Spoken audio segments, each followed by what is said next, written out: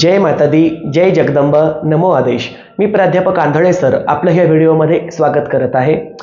आजचा आपला विषय आहे की नवरात्रीच्या नंतर दसऱ्याच्या दिवशी श्री तुळजापूरमध्ये तुळजाभवानी माता ही सीमोल्लंघन झाल्याच्या नंतर 5 दिवसांसाठी श्रमनिद्रेमध्ये जाते।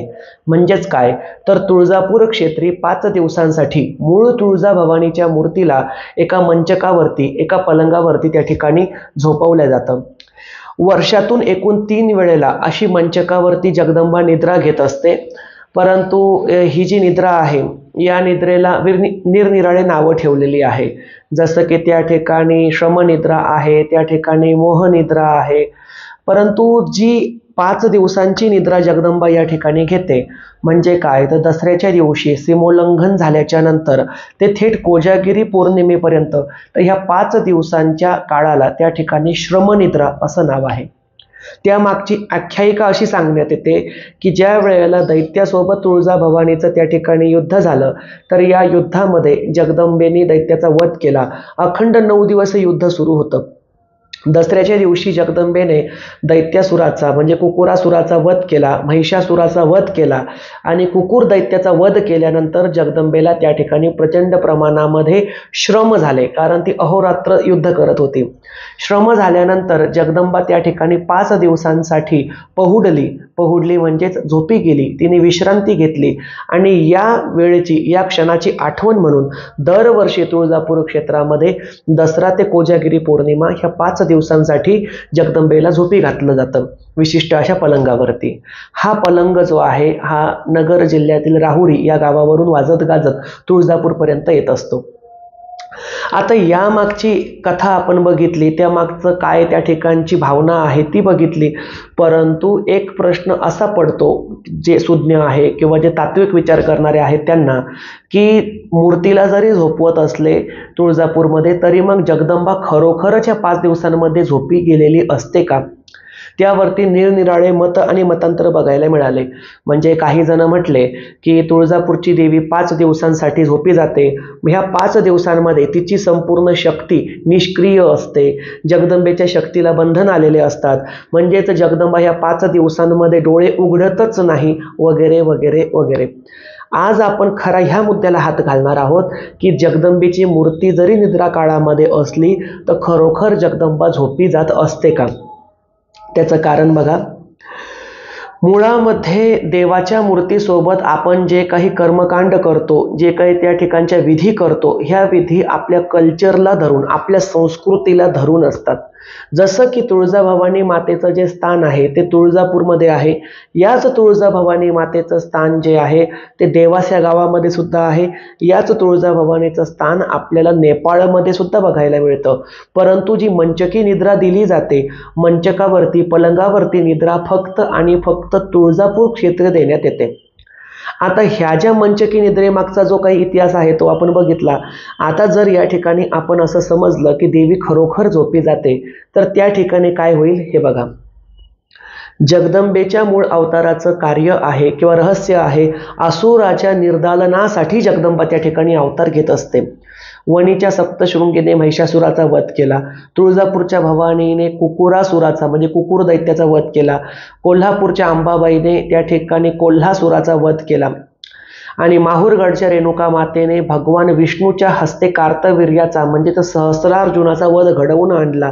म्हणजे 3.5 शक्तिपीठापैकी प्रत्येक जगदंबेचं अवतार कार्य हे त्या ठिकाणी जुलमी अन्यायी राजसत्तेविरुद्ध किंवा राक्षसी प्रवृत्तीच्या विरुद्ध झालेलं प्रगटीकरण आहे। प्रत्येक अवताराच्या मागचा उद्देश हाच आहे की त्या ठिकाणी जगदंबेच्या हातून आसुरी शक्तींचं निर्दालन व्हावं। मग जर आपण असं गृहीत धरलं की त्या ठिकाणी जगदंबा स्वतः 5 दिवसांसाठी झोपी जाते तर त्या ठिकाणी आसुरी शक्तीचं साम्राज्य माजेल। आता तुम्ही म्हणाल दैत्य जुन्या काळामध्ये मरून गेले, मग आता कुठे बरे असुर आहे? तर तुमच्या आणि आमच्यामध्येच अनेक असुर लपलेले आहे। कुठले असुर? जे आज चोऱ्या करत आहेत, जे आज बलात्कार करत आहे, जे आज दरोडे घालत आहे, जे आज दुसऱ्याबद्दल वाईट विचार करतात, ही प्रवृत्तीच मुळामध्ये आसुरी आहे. त्या ठिकाणी मग तुम्ही एखाद्या पुजाऱ्याच्या पोटून जन्म घेताय, एखाद्या राजकारण्याच्या पोटून जन्म घेताय किंवा एखाद्या सद्गृहस्थाच्या पोटी जन्म घेताय, याला अर्थ उरत नाही. तर अगदी संताच्या पोटी सुद्धा त्या ठिकाणी राक्षस प्रवृत्ती जन्माला येऊ शकते. याचं उदाहरण म्हणजे रावण आहे.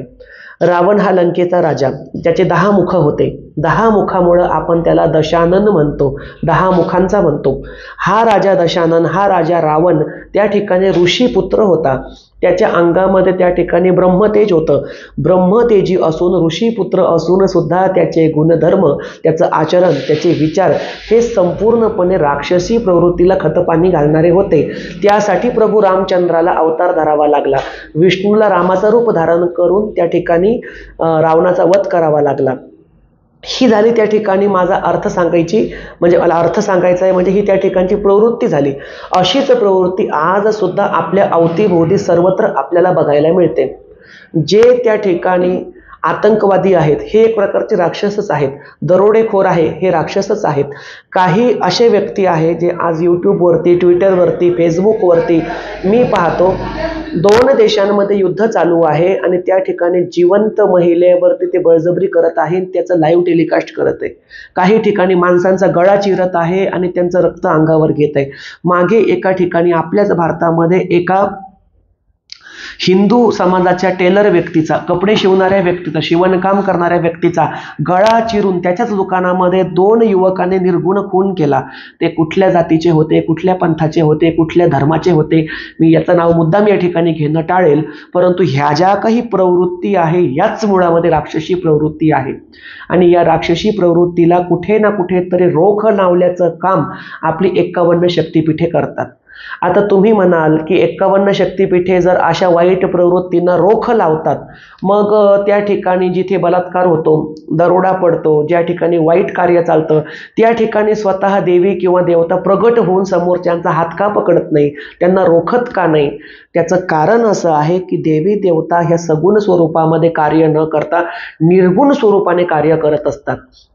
जरी ते कार्य आपल्याला डोळ्याने दिसत नसलं, त्यांचं प्रगटीकरण आपल्या डोळ्यात देखत होत नसलं, तरी त्यांची ऊर्जा, त्यांची शक्ती किरणं, त्यांच्या तरंग लहरी या वातावरणामध्ये भ्रमण करत असतात. त्या ठिकाणी त्या वलयांकित होत असतात. अशाच पद्धतीनुसार जी तुळजापूरची भवानी आहे ही राजसिक तत्वप्रधान देवता आहे. राजसिक म्हणजे ती त्या ठिकाणी राज्यकारभाराला पोषक देवता आहे. क्षत्रिय कुलवंतस गुणधर्माला पोषक अशी देवता आहे. युद्ध पराक्रम गाजवणारी देवता आहे. ती जर त्या ठिकाणी खरोखर झोपी गेली तर आपलं संपूर्ण त्या ठिकाणी क्षत्रिय तेज नष्ट होऊन जाईल आणि त्या ठिकाणी असुरांचं म्हणजे आसुरी प्रवृत्तीचं राज्य माजेल. त्यामुळे जगदंबा झोपी जात नसते, हे पहिले लक्षात घ्या. ही त्या ठिकाणची विधी आहे मूर्तीला झोपवणे. त्या ठिकाणची एक आयडिओलॉजी आहे, त्यांची एक त्या ठिकाणची मानसिकता आहे, तिच्या मागे जुनी परंपरा आहे. आपण त्या परंपरेचा मान ठेवला पाहिजे. आणि याच परंपरेचा मान ठेवत अनेक कुटुंबांमध्ये दसऱ्याच्या दिवशीपासून ते कोजागिरी पौर्णिमेपर्यंत 4 दिवसांसाठी देवाची पूजा, देवीची पूजा बंद असते. अनेक ठिकाणी देवघर कपड्याने झाकून टाकतात किंवा देवघराला आडवा पडदा लावतात किंवा स्वच्छ धुतलेलं कापड देवघरावरती अंथरतात आणि 5 दिवस देवीच्या मूर्तीला अंघोळ घालत नाही, दिवाबत्ती करत नाही, आरती करत नाही, नैवेद्य दाखवत नाही. त्यामागची भावना अशी असते की तुळजापूरमध्ये जगदंबा झोपी गेलेली आहे. झोपी जाणं हे त्या ठिकाणी प्रगट स्वरूपामध्ये नसून ते अप्रगट स्वरूपामध्ये आहे. म्हणजेच काय तर मूर्तीला झोपी घालण्यात आलेलं आहे. मूर्तीच्या आतमध्ये असणारं तुळजा भवानीचं तत्व झोपी जात नसतं.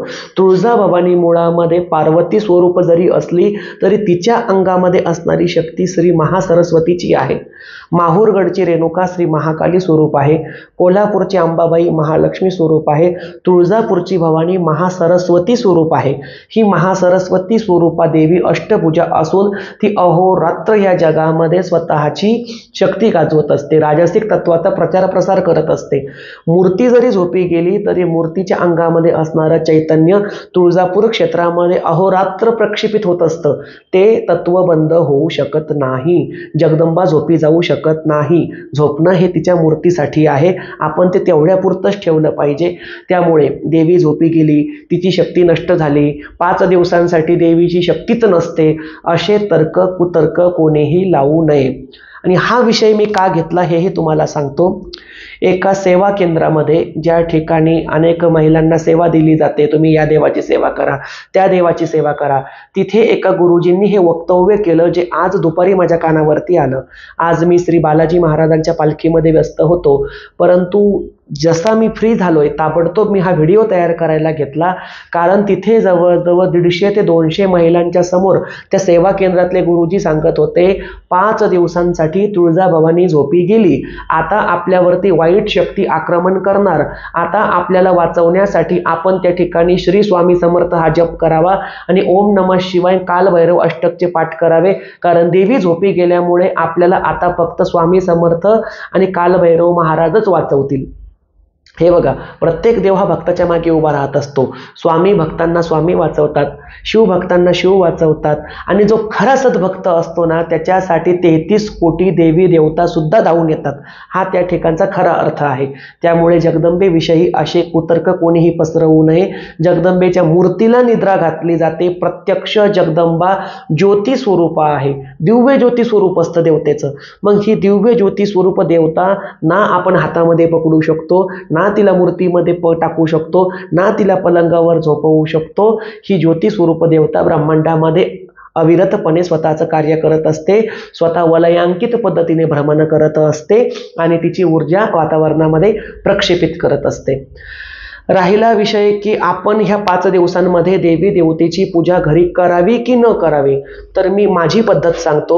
श्री जगदंबा देवी संस्थान देऊळगाव राजा या ठिकाणी श्री तुळजाभवानी, रेणुका माता, सप्तशृंगी माता आणि काळूबाई या सर्व देवी देवतांची पूजा अखंड 365 दिवस सुरू असते.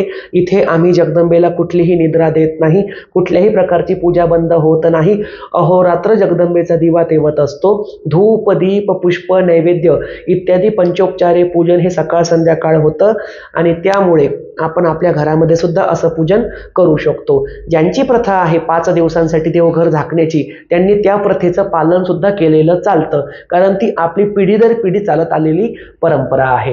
तर ही माहिती आवडल्यास आमच्या जगदंबा देवी संस्थान देऊळगाव राजा हे यूट्यूब चॅनलला लाईक करा, शेअर करा, सबस्क्राईब करा, बेल आयकॉन दाबायला विसरू नका आणि व्हिडिओ कसा वाटला हे कमेंटद्वारे नक्की कळा. सर्वांचं कल्याण असो. जय माता दी, जय जगदंबा, नमो आदेश.